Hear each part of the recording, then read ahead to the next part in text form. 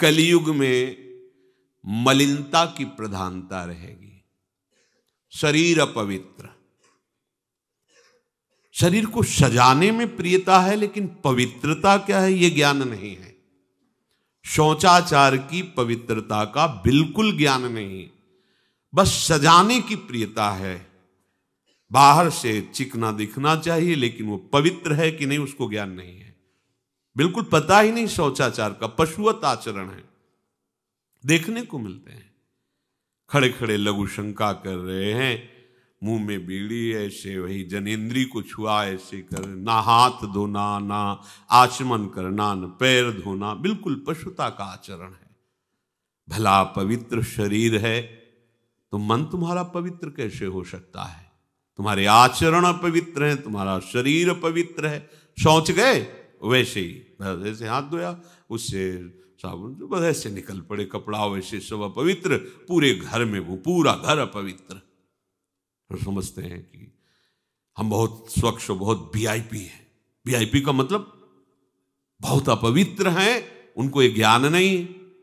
और एक रंग चढ़ा है नए समय में, जूता मोजा पहनकर भोजन पा रहे हैं।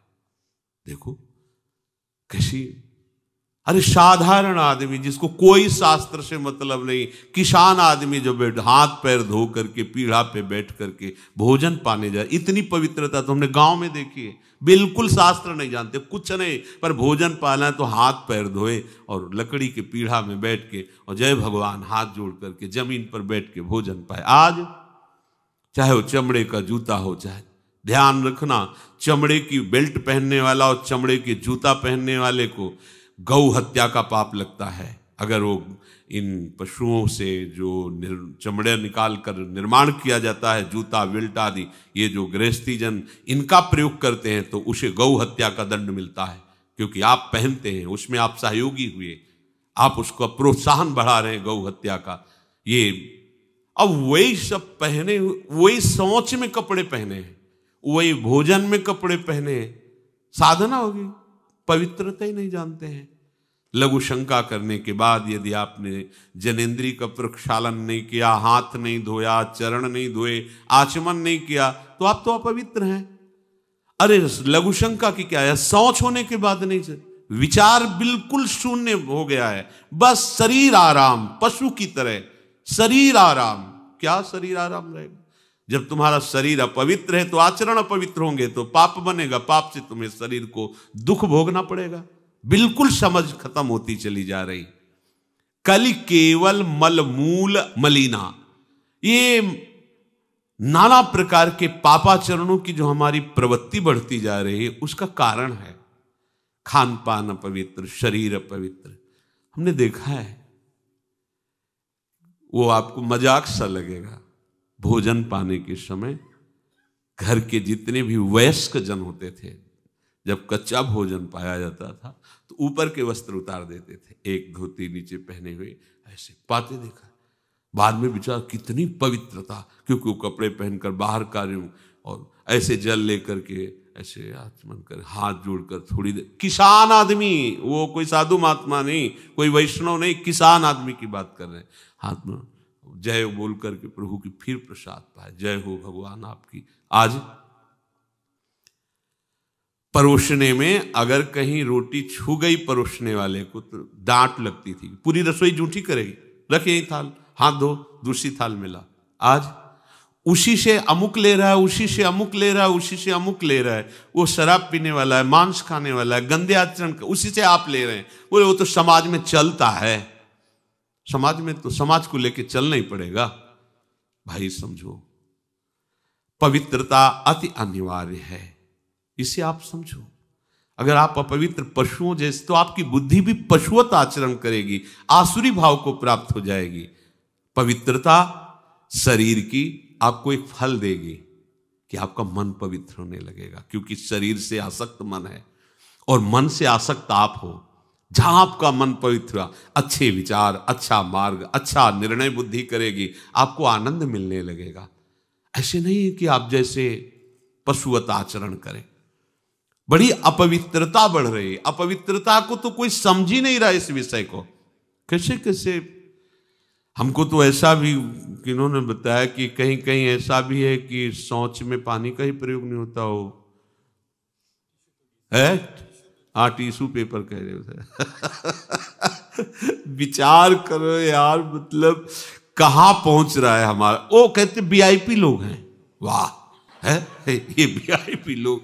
अरे बिना जल के कैसे प्रक्षालन हो जाएगा, कैसे आप पवित्र, कैसे? पर पवित्र होना किसको चाहिए, वो तो पशुवत आचरण है।